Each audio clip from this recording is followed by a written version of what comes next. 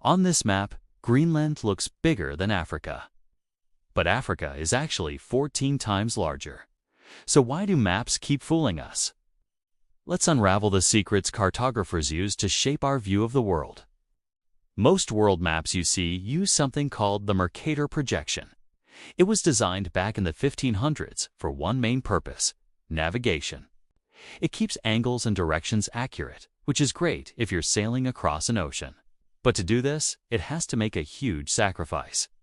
It massively stretches out land masses the further they are from the equator. That's why Greenland, which is way up north, looks absolutely enormous, and why Europe seems much larger than it really is. Meanwhile, Africa, which straddles the equator, gets visually shrunk. When you look at an equal area projection map, where the sizes are correct, you see the true scale. Africa is vast, easily swallowing up the United States, China, and most of Europe combined. The Mercator map preserves shapes locally, but completely distorts area. Here's another trick maps pull on us, and it's all about the data. Take a look at this map showing total population by country. Naturally, China and India dominate the picture with their dark, dense colors. The map screams that these are the most populated places on Earth. But that's just one way to tell the story.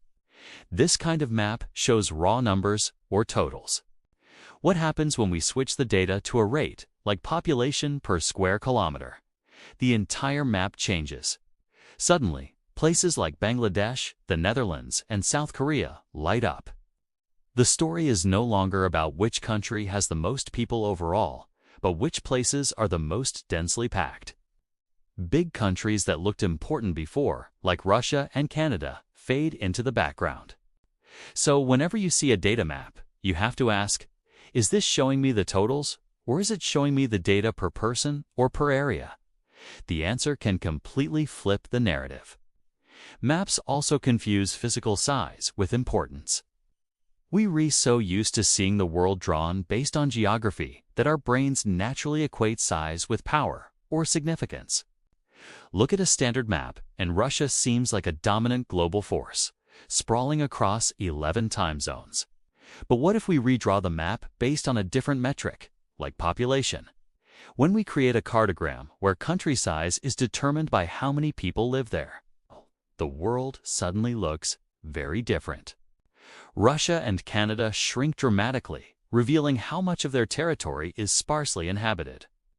Meanwhile, India and China balloon to enormous sizes, reflecting their massive populations.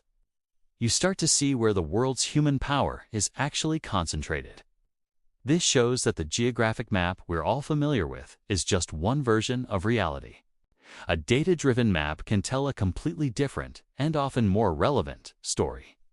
These tricks don't just confuse students in geography class. They have real-world consequences. Think about news reports on election results, the spread of a pandemic, or the impact of climate change. The way the map is drawn directly influences how we perceive power, risk, and importance. A distorted map can lead to a distorted understanding of global events, and ultimately, bad maps can contribute to bad decisions. They subtly shape our subconscious biases about which countries matter and which ones don't. So the next time you look at a map, don't just ask what it shows, how it is drawn, and what it might be hiding. If you want more geography that actually makes sense, subscribe for more videos. Thanks for watching.